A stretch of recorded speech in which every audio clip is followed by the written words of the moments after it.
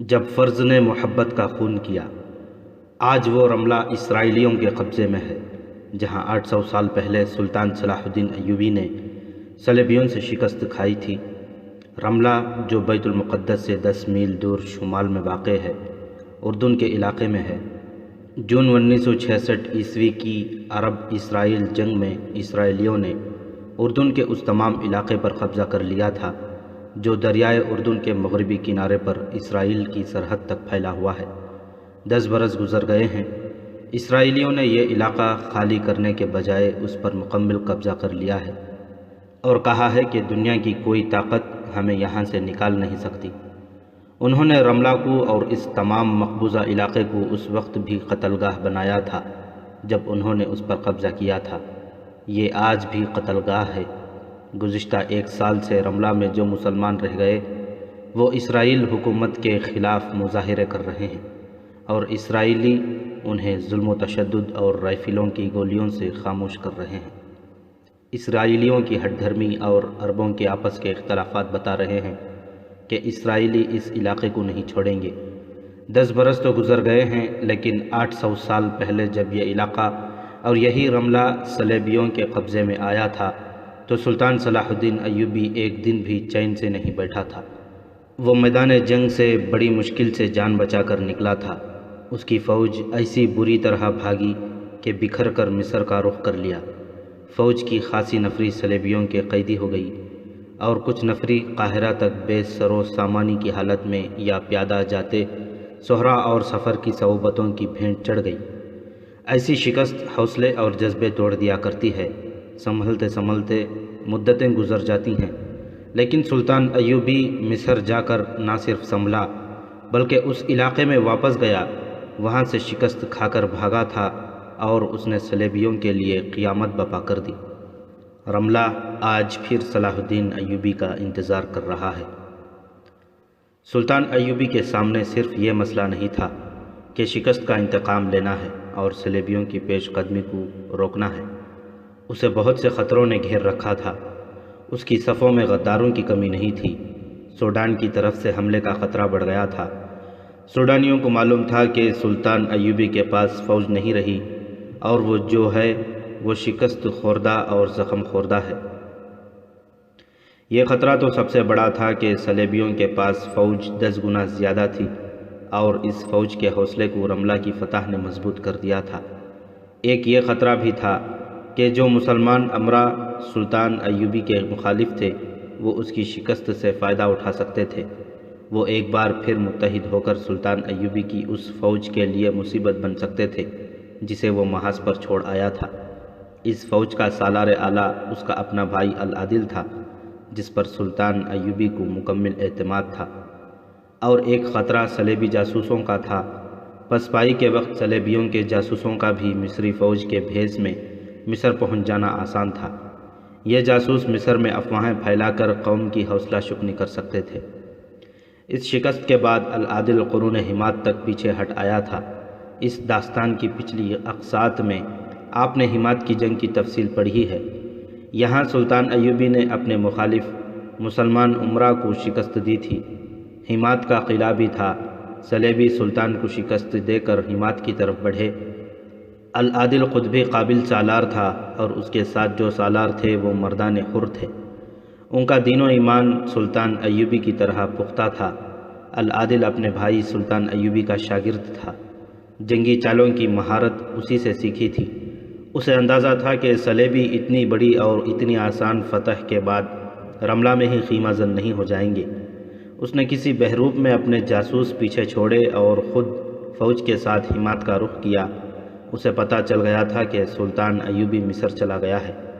اس کا اندازہ صحیح ثابت ہوا۔ جاسوسوں نے اسے اطلاع دی کہ صلیبیوں کی فوج حماد کی طرف پیش قدمی کر رہی ہے۔ العادل نے اپنی فوج کی کیفیت دیکھی، اچھی نہیں تھی۔ سپاہیوں کا حوصلہ مجروح ہو گیا تھا۔ گھوڑوں اور اونٹوں کی بھی کمی ہو گئی تھی۔ رسد کی کیفیت بھی تسلی بخش نہیں تھی۔ البتہ وہ فوج کو بڑی اچھی جگہ لے آیا تھا جہاں سبزہ پانی اور علاقہ پہاڑی تھا۔ العادل نے فوج کو ایک جگہ جمع کر لیا۔ اس نے دیکھا کہ اونٹوں کی خاصی تعداد زخمی ہے۔ اس نے ان اونٹوں کو ذبح کرا دیا اور فوج سے کہہ دیا کہ پیٹ بھر کر گوشت کھاؤ۔ اس طرح اس نے رات کو ایک وسیع وادی میں جشن کا منظر بنا دیا۔ شام کو ہی اس نے حلب اور دمشق کو اس پیغام کے ساتھ قاصد دوڑا دیے تھے کہ جس قدر رسد، جانور اور اسلحہ بھیج سکتے ہو بھیجو۔ رات جب سپاہی اونٹ کا گوشت کھا کر سیر ہو چکے تو العادل ایک ٹیکری پر چڑھ گیا۔ اس کے دائیں بائیں 2 مشل بردار کھڑے تھے۔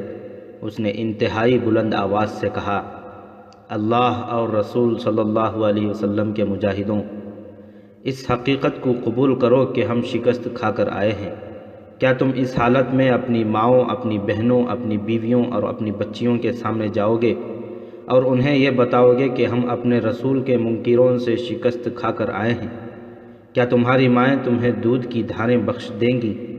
وہ گھروں میں بیٹھی اس خبر کا انتظار کر رہی ہیں کہ ہم نے قبلہ اول کو کفار کے قبضے سے آزاد کرا لیا ہے۔ انہیں معلوم ہے کہ جن علاقوں پر کفار قابض ہیں وہاں وہ مسلمان عورتوں کو بے آبرو کر رہے ہیں۔ ذرا سوچو کہ اپنی ماؤں اور بہنوں کو کیا جواب دو گے۔ تم میں سے جو یہاں سے پیچھے جانا چاہتے ہیں الگ کھڑے ہو جائیں، میں انہیں نہیں روکوں گا، انہیں گھروں کو جانے کی اجازت ہے۔ العادل خاموش ہو گیا۔ فوج پر بھی خاموشی طاری تھی، کوئی ایک بھی سپاہی الگ نہ ہوا۔ سالار اعلیٰ ہمیں اپنا مقصد بتائیں، کسی سپاہی کی آواز گرجی۔ آپ کو کس نے بتایا ہے کہ ہم گھروں کو جانا چاہتے ہیں؟ اگر میں پسپائی میں مارا گیا تو یہ میری وصیت ہے کہ میری لاش دفن نہ کی جائے۔ ایک اور آواز گرجی، گدھوں اور بھیڑیوں کے لیے پھینک دی جائیں۔ پھر کئی آوازیں سنائی دیں، ہر آواز میں جذبے کا جوش تھا۔ العادل کا سینہ پھیل گیا۔ اس نے کہا، دشمن تمہارے پیچھے آ رہا ہے، تمہیں یہ ثابت کرنا ہے کہ رملہ کی فتح اس کی آخری فتح ہے۔ آج کی رات اور کل کا دن مکمل آرام کرو، کل رات تمہیں بتا دیا جائے گا کہ ہم کیا کریں گے۔ العادل نے فوج سے فارغ ہو کر اپنے سالاروں اور کمانڈروں کو اپنے خیمے میں بلایا اور انہیں ہدایات دیں کہ کل رات وہ اپنے دستوں کو کہاں کہاں لے جائیں گے۔ ہمات کا قلعہ قریب ہی تھا۔ صلیبی بہت تیزی سے پیش قدمی کر رہے تھے۔ یہ بالڈوین کی فوج تھی، اسے معلوم تھا کہ آگے ہمات کا قلعہ ہے اور العادل کی فوج اسی قلعے میں ہوگی۔ اسے جاسوسوں کے ذریعے یہ بھی معلوم تھا کہ جو فوج ہمات کی طرف پسپا ہو کر گئی ہے اس کا کمانڈر العادل ہے اور العادل سلطان ایوبی کا بھائی ہے۔ یہ تو معمولی سا فوجی بھی سمجھ سکتا تھا کہ تھکی ہوئی اور شکست خوردہ فوج اپنے قریبی قلعے میں ہی جائے گی۔ چنانچہ صلیبی بادشاہ بالڈوین نے برق رفتار پیش قدمی کر کے ہمات کے قلعے کا محاصرہ کر لیا۔ اس نے اعلان کیا کہ قلعے کا دروازہ کھول دیا جائے ورنہ قلعے کو زمین سے ملا دیا جائے گا۔ وہ اس خیال میں تھا کہ العادل کی فوج لڑنے کی حالت میں نہیں۔ اعلان کے جواب میں قلعے کی دیوار سے تیروں کی بوچھاڑیں آئیں۔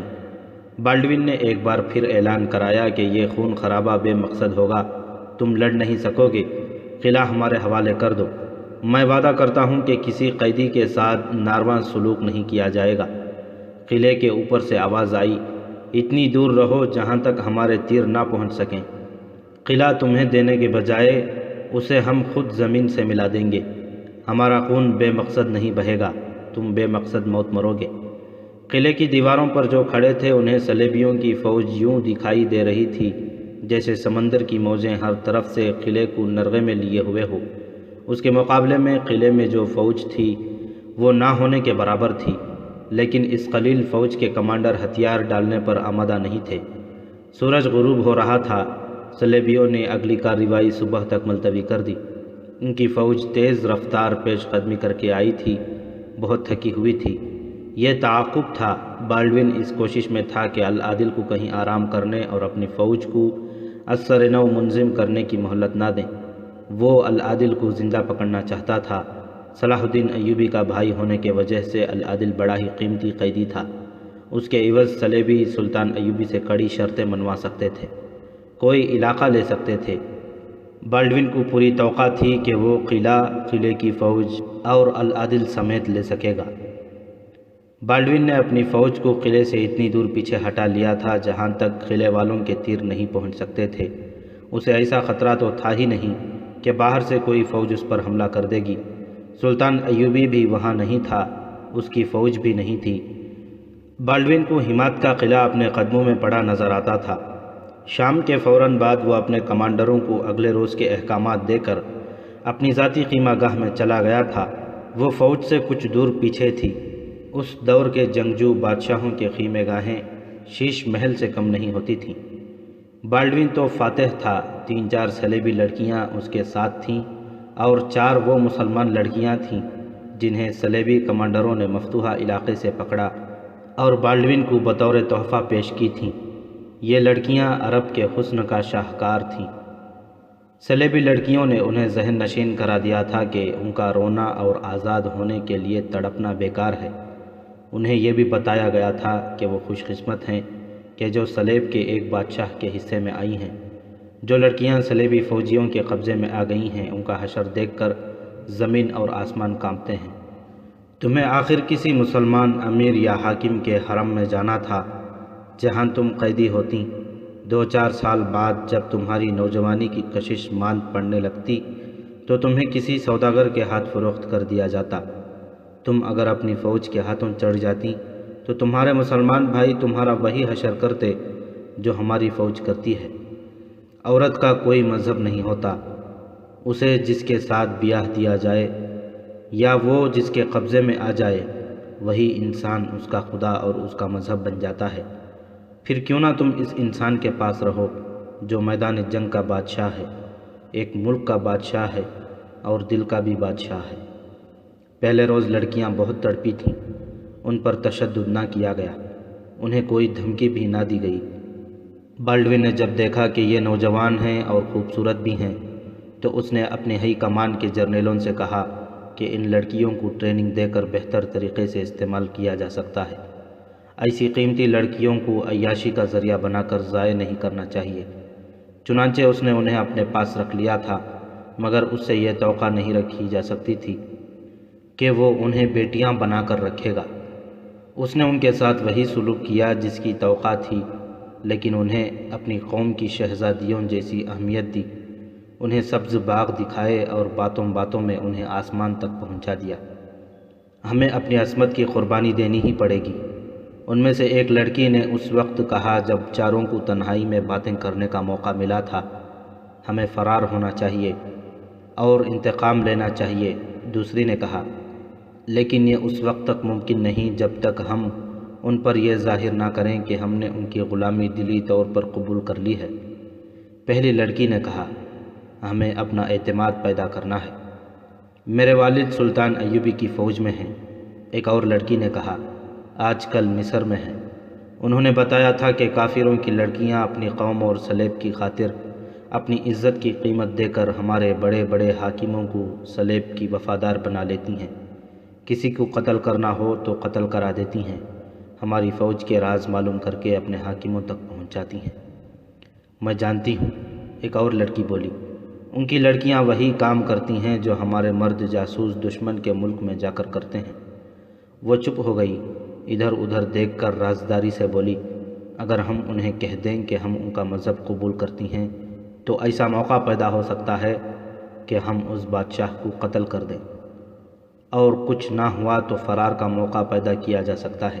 ایک لڑکی نے کہا، جس رات بالڈوین کی فوج نے ہمات کے قلعے کو محاصرے میں لے رکھا تھا، اس سے 2 راتیں پہلے لڑکیوں نے پیش قدمی کے دوران صلیبی لڑکیوں سے کہہ دیا تھا کہ وہ ان کی باتیں سمجھ گئی ہیں اور وہ کسی وقت بھی مذہب تبدیل کر لیں گی۔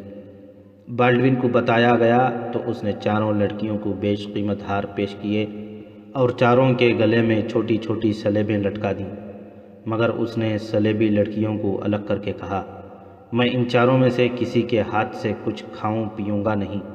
ہو سکتا ہے انہوں نے ڈر کی وجہ سے مذہب تبدیل کیا ہو۔ زبان سے مذہب تبدیل کیا جا سکتا ہے، دل کی تبدیلی آسان نہیں ہوتی۔ ان کے دلوں پر قبضہ کرنے کی کوشش کرو۔ مسلمانوں کو خریدنا کوئی مشکل نہیں، لیکن مسلمانوں پر بھروسہ کرنا بھی خطرے سے خالی نہیں۔ جو مسلمان ایمان کے پکے ہیں وہ ایسی ایسی قربانی دے ڈالتے ہیں جس کا ہماری قوم تصور بھی نہیں کر سکتی۔ یہ لڑکیاں کہیں بھاگ کر نہیں جا سکتی، لیکن ان پر نظر رکھنا کہ یہ مجھ پر وار نہ کر جائیں۔ محاصرے کی پہلی رات یہ 4 لڑکیاں الگ خیمے میں سوئی ہوئی تھیں۔ بالڈوین بھی ان کے ساتھ ہنس کھیل کر سو گیا تھا۔ تمام چھوٹے بڑے کمانڈر بے ہوشی کی نیند سوئے ہوئے تھے۔ فوج کو بھی ہوش نہیں تھی، صرف سنتری اور بالڈون کے باڈی گارڈ کے 4-5 سپاہی جاگ رہے تھے۔ قرون حمایت کی ایک وادی قلعے کی طرف نکلتی تھی، آگے قلعے تک میدان تھا۔ اس وادی میں سے کم و بیش 1000 پیادہ سپاہی دبے پاؤں نکلے۔ ان کے کمانڈر نے انہیں ٹولیوں میں بانٹ کر پھیلا دیا۔ وہ آگے بڑھتے گئے۔ بالڈون کی فوج کے خیمے دور نہیں تھے۔ یہ پیادہ سپاہی العادل کے تھے۔ العادل قلعے میں نہیں تھا۔ اسے اندازہ تھا کہ صلیبی قلعے کا محاصرہ کریں گے، چنانچہ اس نے اپنے تمام دستے حمایت کی پہاڑیوں میں چھپا لیے تھے۔ اس نے قلعے میں اطلاع بھجوائی تھی کہ محاصرے سے گھبرائیں نہیں۔ العادل نے قلعے دار کو اپنی اسکیم بتا دی تھی۔ یہی وجہ تھی کہ قلعے دار صلیبیوں کی للکار کا جواب پوری دلیری سے اور تیروں کی بوچھاڑ سے دے رہا تھا۔ قلعے دار العادل کا ماموں شہاب الدین الحارمی تھا۔ رات کو العادل کے 1000 پیادوں نے ٹولیوں میں تقسیم ہو کر اور پھیل کر شبخون کے انداز کا حملہ کیا۔ انہوں نے سب سے پہلے خیموں کی رسیاں کاٹیں اور اوپر سے صلیبیوں کو برچھیوں سے چھلنی کرنا شروع کر دیا۔ خیموں کے نیچے پھنسے ہوئے سپاہی کیا مزاحمت کر سکتے تھے؟ یہ جم کر لڑنے والا معرکہ نہیں تھا، یہ سلطان ایوبی کا مخصوص طریقہ جنگ تھا، ضرب لگاؤ اور بھاگو۔ اتنی بڑی فوج کے خلاف 1000 سپاہی جم کر لڑ بھی نہیں سکتے تھے۔ ٹولیوں کو مختلف کام دیے گئے تھے۔ 2-3 ٹولیوں نے صلیبیوں کے گھوڑوں، اونٹوں اور خچروں کے رسے کھول دیے۔ یہ 1000 سپاہی بگولے کی طرح آئے اور دائیں بائیں کو نکل گئے۔ صلیبیوں کی فوج میں ایسا شور اٹھا اور ایسی ہڑبونگ مچی کہ زمین و آسمان کانپنے لگا۔ بالڈون کی آنکھ کھل گئی، اس کے کمانڈر بھی جاگ اٹھے۔ خیمے سے باہر جا کر بالڈون نے دیکھا کہ کہیں آگ لگی ہوئی ہے۔ العادل کے سپاہیوں نے خیموں کو آگ لگا دی تھی۔ حملے کے وقت انہوں نے اللہ اکبر کے نعرے لگائے تھے۔ یہ نعرے مسلمان لڑکیوں نے بھی سنے تھے۔ وہ سمجھ گئیں کہ یہ مسلمان فوج کا حملہ ہے۔ ایک لڑکی نے کہا کہ بھاگ چلو، لیکن 2 لڑکیاں جوش میں آ گئیں۔ وہ بالڈون کو قتل کرنے کے لیے تیار ہو گئیں۔ وہاں مشعلیں جلا دی گئیں۔ بالڈون کے باڈی گارڈ اس کے ارد گرد گھوڑوں پر سوار کھڑے ہو گئے۔ اتنے میں زمین بڑی زور سے ہلنے لگی اور ہزاروں گھوڑوں کی ٹاپ سنائی دینے لگی۔ یہ العادل کے سوار تھے، جن کی تعداد مسلمان مورخ 2000 بتاتے ہیں اور یورپی مورخ 4000 سے زیادہ۔ ان گھوڑ سواروں نے پھیل کر بڑا ہی شدید اور خون ریز ہلہ بولا۔ صلیبی مقابلے کی حالت میں نہیں تھے۔ انہیں ابھی معلوم ہی نہیں ہو سکا تھا کہ یہ کیا ہو رہا ہے اور حملہ آور کہاں سے آئے ہیں۔ ان کے نعروں سے ثبوت ملتا تھا کہ مسلمان ہیں۔ العادل کے سوار صلیبیوں کے محاصرے کو توڑتے ہوئے اور راستے میں جو آیا اسے گھوڑوں تلے رونتے یا تلواروں اور برچھیوں کا نشانہ بناتے ہوئے قلعے کی طرف نکل گئے۔ کمانڈروں کی پکار پر انہوں نے گھوڑے پیچھے کو موڑے اور ایڑ لگا دی۔ وہ ایک بار پھر افراتفری میں بھاگتے دوڑتے صلیبیوں میں سے گزرے۔ قلعے کی دوسری طرف جو صلیبی فوج تھی ان پر حملہ نہیں ہوا تھا۔ اس حصے نے ادھر کا شور و غوغا اور گھوڑوں کی قیامت خیز آوازیں سنی تو ان میں بھی بھگدڑ مچ گئی۔ ادھر کے صلیبی سپاہی ادھر کو بھاگے۔ ان کے ہزارہا گھوڑے، اونٹ اور خچریں کھول دی گئی تھیں۔ انہوں نے بھاگ دوڑ کر سپاہیوں کو کچلنا اور خوفزدہ کرنا شروع کر دیا۔ بالڈون کی فوج کا وہ حصہ بھاگ اٹھا۔ ادھر 4 مسلمان لڑکیاں لاپتہ ہو گئیں۔ ان میں سے ایک اس کوشش میں تھی کہ مسلمان سپاہیوں کو بتائے کہ بالڈون یہاں ہے، مگر وہاں سب سوار تھے اور سرپٹ گھوڑے دوڑا رہے تھے۔ وہ صلیبیوں کی فوج سے دور نکل گئی۔ 2-3 سواروں کے ساتھ چیختی چلاتی دوڑی، مگر وہاں اس قدر شور تھا کہ کسی نے اس کی آواز نہ سنی، کوئی اس کی طرف توجہ نہ دے سکا۔ وہ دور پیچھے نکل گئی۔ ایک سوار نے گھوڑا روک لیا۔ لڑکی نے اسے ہانپتی کانپتی آواز میں بتایا کہ وہ مسلمان ہے اور اس جیسی 3 اور مسلمان لڑکیاں صلیبی بادشاہ کے قبضے میں ہیں۔ بالڈون کی خیمہ گاہ، جو اس کا جنگی ہیڈ کوارٹر بھی تھا، فوج سے الگ اور دور تھی۔ لڑکی کی آواز پر جس سوار نے گھوڑا روکا تھا وہ کوئی کمانڈر تھا۔ اس نے لڑکی کو گھوڑے پر بٹھایا اور پیچھے لے گیا۔ وہاں العادل کا ایک سالار تھا جس نے لڑکی کی پوری بات سنی۔ لڑکی نے بالڈون کے ہیڈ کوارٹر کی نشاندہی کی۔ سالار نے وہاں شبخون مارنے اور بالڈون کو پکڑنے کے لیے 2 جیش تیار کیے اور خود ان کی قیادت کی۔ اس نے سرپٹ گھوڑے دوڑا کر بالڈون کے خیمے گاہ کو گھیرے میں لے لیا۔ ان کے ساتھ جلتی ہوئی مشعلیں بھی تھیں۔ سالار نے بالڈون کو للکارا، خیموں کو آگ لگانے کی دھمکی دی، مگر وہاں بالڈون نہیں تھا۔ اس کے باڈی گارڈز بھی وہاں نہیں تھے۔ جو لوگ ہتھیار ڈال کر سامنے آئے ان میں ملازم، سلیبی اور 3 مسلمان لڑکیاں اور چند ایک سپاہی تھے۔ ان سب کو پکڑ لیا گیا۔ بالڈون کے متعلق پوچھا گیا مگر کوئی نہ بتا سکا کہ وہ کہاں ہے۔ اس وقت بالڈون گھبراہٹ کے عالم میں آگے چلا گیا تھا۔ اسے یہ معلوم ہو گیا تھا کہ یہ مسلمان فوج کا شب خون ہے، لیکن وہاں اس قدر بھگدڑ تھی اور اتنے زیادہ گھوڑے دوڑ رہے تھے اور زخمی ایسی بری طرح چیخ رہے تھے کہ صورتحال پر قابو پانا بالڈون کے بس کا روگ نہیں تھا۔ وہ واپس اپنے خیمہ گاہ کو چل پڑا۔ اس کے ساتھ باڈی گارڈز بھی تھے۔ وہ خیمہ گاہ سے ابھی دور ہی تھا کہ ادھر سے ایک سوار گھوڑا دوڑاتا آیا۔ گھوڑا اس کے سامنے روک کر بالڈون سے کہا کہ وہ کہیں چلا جائے، اپنی خیمہ گاہ میں نہ جائے، کیونکہ وہاں مسلمان فوج پہنچ چکی ہے۔ بالڈون نے وہیں سے گھوڑے کا رخ پھیر لیا۔ رات بھر العادل نے ضرب لگاؤ اور بھاگو کی کارروائی جاری رکھی۔ جب صبح طلوع ہوئی تو حمات کے قلعے کے ارد گرد سپاہیوں کی لاشیں بکھری ہوئی تھیں۔ ان میں زخمی بھی کراہ رہے تھے اور ان میں العادل کے شہیدوں کی بھی لاشیں تھیں۔ خچریں، گھوڑے اور اونٹ دور دور بکھرے ہوئے چر رہے تھے۔ وہاں بالڈون تھا نہ اس کی فوج۔ سلیبی اپنی رسد بھی پھینک گئے تھے۔ العادل نے اپنی فوج کو حکم دیا کہ وہ دشمن کا سامان اکٹھا کرے اور اس کے جانوروں کو پکڑے۔ العادل کا یہ حملہ دلیری، جذبے اور فن حرب و ضرب کے لحاظ سے قابل تعریف حملہ تھا، مگر جنگی نقطہ نگاہ سے اس سے کوئی فائدہ نہ اٹھایا جا سکا۔ ضرورت یہ تھی کہ افراتفری میں بھاگتے ہوئے سلیبیوں کا تعاقب کر کے ان کی جنگی قوت کو مکمل طور پر تباہ کر دیا جاتا، پھر پیش قدمی کر کے اس علاقے میں داخل ہوا جاتا جو سلیبیوں نے فتح کر لیا تھا۔ قیدی پکڑے جاتے جنہیں اپنے قیدی چھڑانے کے لیے استعمال کیا جا سکتا، مگر العادل کے لیے ممکن نہ تھا کہ کامیاب شب خون سے کوئی بڑی کامیابی حاصل کر سکتا۔ اس کی وجہ یہ تھی کہ اس کے پاس فوج کی کمی تھی، وہ تعاقب کے قابل نہیں تھا۔ شب خون اور چھاپا مارنے سے دشمن کو پریشان اور ادموا کیا جاتا ہے۔ اسے شکست دے کر علاقے پر قبضہ کرنے کے لیے پوری فوج حملہ کرتی ہے۔ العادل نے ایک کام تو کر لیا تھا، لیکن اگلے مرحلے کے لیے اس کے پاس کچھ نہیں تھا۔ البتہ اس نے یہ کامیابی حاصل کر لی کہ اس کی اس قلیل فوج کے جذبے پر رملہ کی شکست کا جو برا اثر پڑا تھا وہ صاف ہو گیا اور سپاہیوں کے جذبے تر و تازہ ہو گئے۔ ان کے دلوں میں یہ اعتماد بحال ہو گیا کہ سلیبی ان سے برتر نہیں اور وہ کسی بھی میدان میں سلیبیوں کو شکست دے سکتے ہیں۔ ضرورت فوج میں اضافے کی تھی۔ یہ کامیابی بھی حاصل کی کہ حمات کے قلعے کو بچا لیا گیا، ورنہ سلیبیوں کو ایک قلعہ بند اڈہ مل جاتا۔ العادل اپنے ہیڈ کوارٹر میں دانت پس رہا تھا۔ اس کے سالاروں کی جذباتی حالت اس سے زیادہ مشتعل تھی۔ اگر ان کے پاس فوج ہوتی تو وہ اس شب خون کے بعد بہت بڑی کامیابی حاصل کر لیتے اور بالڈون اپنی فوج کو زندہ نہ لے جا سکتا۔ العادل نے کاتب کو بلایا اور اپنے بڑے بھائی سلطان صلاح الدین ایوبی کے نام خط لکھوانے لگا۔ برادر یزروگوار سلطان مصر و شام، اللہ آپ کو سلطنت اسلامیہ کے وقار کی خاطر عمر طویل عطا فرمائے۔ میں اس امید پر خط لکھ رہا ہوں کہ آپ بخیر و عافیت قاہرہ پہنچ چکے ہوں گے۔ کسی نے اطلاع دی تھی کہ آپ شہید ہو گئے ہیں، پھر معلوم ہوا کہ زخمی ہوئے ہیں۔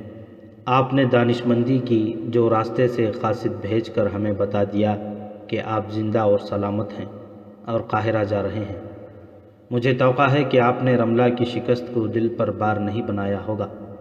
ہم انشاءاللہ شکست کا انتقام لیں گے، کھوئے ہوئے علاقے واپس لیں گے اور بیت المقدس سے بھی آگے جائیں گے۔ آپ شکست کے اسباب پر غور کر رہے ہوں گے۔ میں اس کی ذمہ داری فوج پر عائد نہیں کروں گا۔ ہمیں شکست کے راستے پر اپنے بھائیوں نے اسی روز ڈال دیا تھا جس روز وہ ہمارے خلاف صف آرا ہوئے تھے۔ جب دو بھائی آپس میں لڑتے ہیں تو ان کے دشمن ہمدردی کے پردے میں انہیں ایک دوسرے کے خلاف مشتعل کرتے ہیں۔ ہمارے بھائیوں کو بادشاہی کے نشے نے اندھا کیا، وہ دولت جس کی ضرورت سلطنت اسلامیہ کو تھی خانہ جنگی میں ضائع ہوئی۔ ہماری فوج کی بہترین اور تجربہ کار نفری تباہ ہو گئی۔ ان کی فوج جو اسی خلافت کی فوج تھی جس کے ہم ہیں، صرف اس لیے ضائع ہو گئی کہ چند ایک افراد نے تخت و تاج کے خواب دیکھنے شروع کر دیے تھے۔ جس قوم کے سربراہوں میں تخت و تاج کا لالچ پیدا ہوگا، اس کو وہ اپنے اپنے عزائم کے مطابق دھڑوں میں تقسیم کر کے آپس میں ضرور لڑائیں گے۔ ہمیں اس طرف بھی توجہ دینی پڑے گی کہ قوم دھڑوں اور گروہوں میں تقسیم نہ ہونے پائے۔ مذہبی فرقہ بندیاں ہی کیا کم تھیں کہ سلطانی کے حصول کے لیے قوم گروہوں میں تقسیم ہونے لگی۔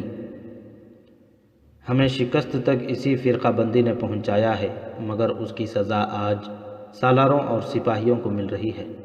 ہماری بہترین فوج خانہ جنگی میں ضائع ہوئی۔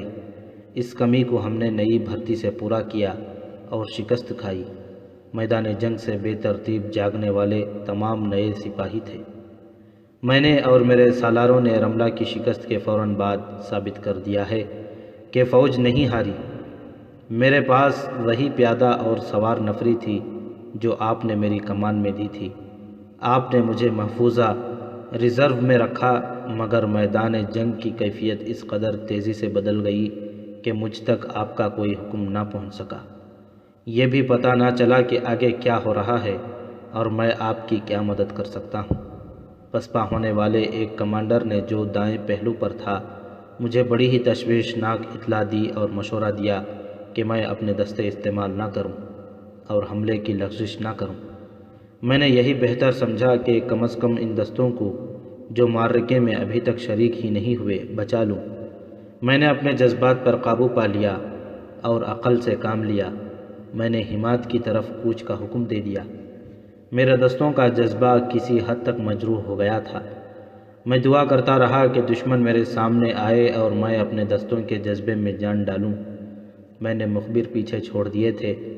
حمایت کے کوہستان میں مجھے مخبروں نے یہ قیمتی خبریں دیں کہ بالڈون میرے تعاقب میں آ رہا ہے۔ وہ اس غلط فہمی میں اپنی تمام تر فوج حمایت کے قلعے کو محاصرے میں لینے کو لے آیا ہے۔ میں قلعے میں ہوں گا، لیکن میں نے آپ کے طریقہ جنگ کے عین مطابق کوہستان کے اندر دستے چھپا دیے تھے اور قلعے دار کو صورتحال اور اپنی متوقع چال کے متعلق تفصیلاً بتا دیا تھا۔ میری توقع اللہ نے پوری کی۔ بالڈون کی فوج پر، جس کی قوت ہم سے 10 گنا زیادہ تھی، میرے جانباز جیشوں نے بڑا ہی دلیرانہ اور کامیاب شبخون مارا۔ یہ آپ کی اس فوج کا شبخون تھا جس کے متعلق تاریخ کہے گی کہ اس نے شکست کھائی تھی۔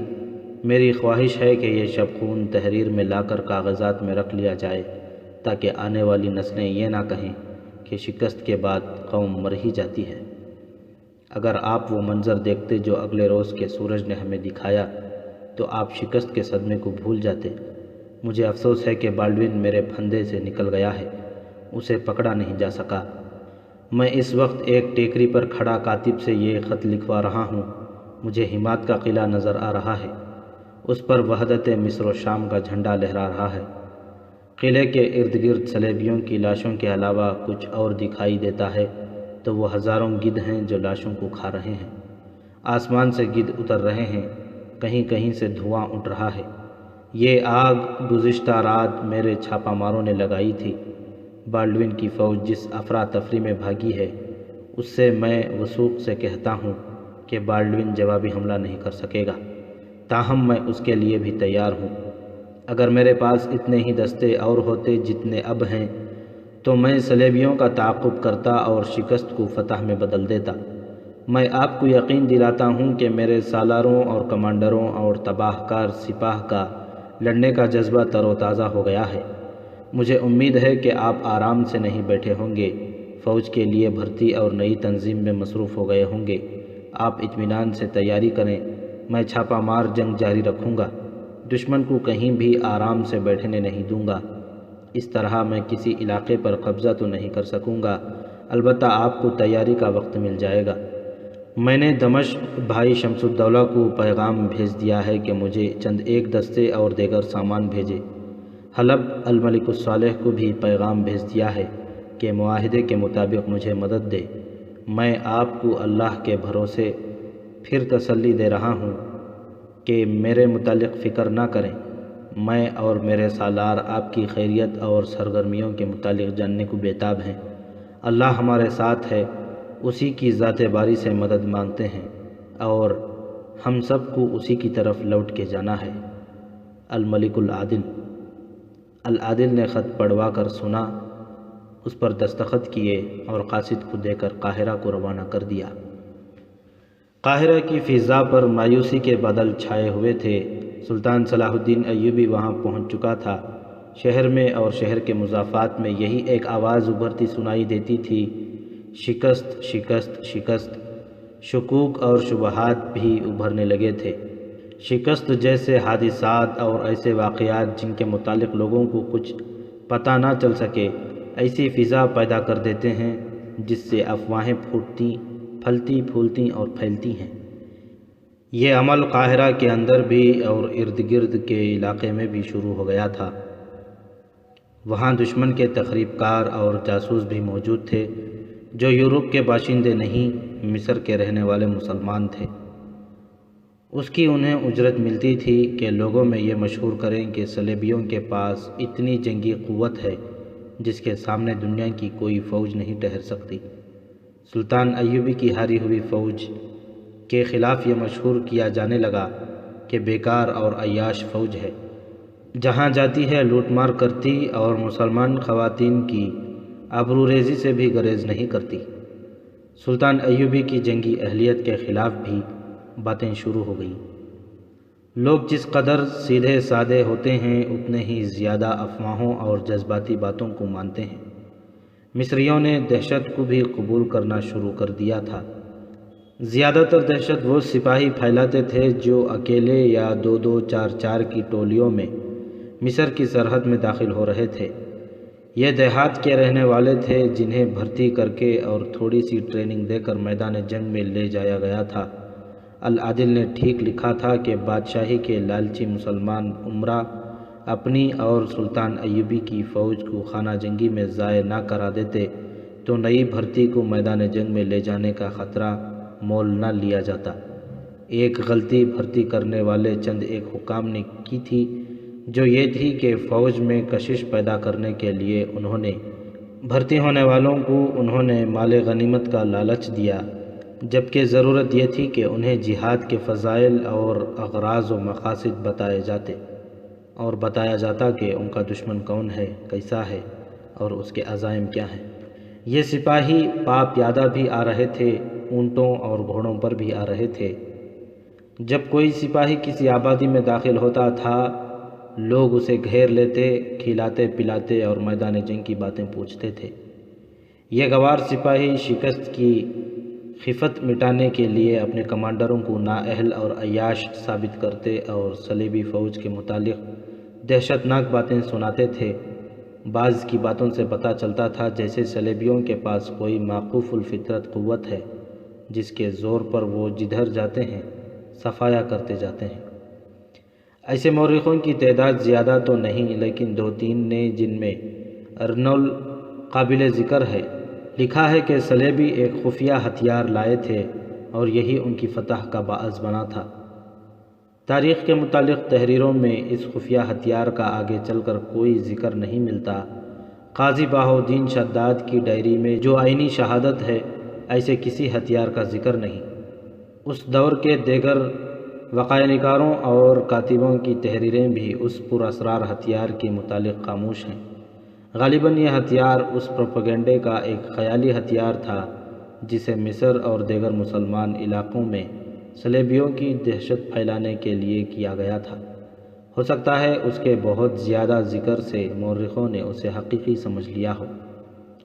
یہ خفیہ ہتھیار دراصل پروپیگنڈا تھا جس کا مقصد یہ تھا کہ قوم کی نظروں میں فوج کو ذلیل و رسوا کر دیا جائے تاکہ سلطان ایوبی کی فوج قوم کے تعاون اور نئی بھرتی سے محروم ہو جائے۔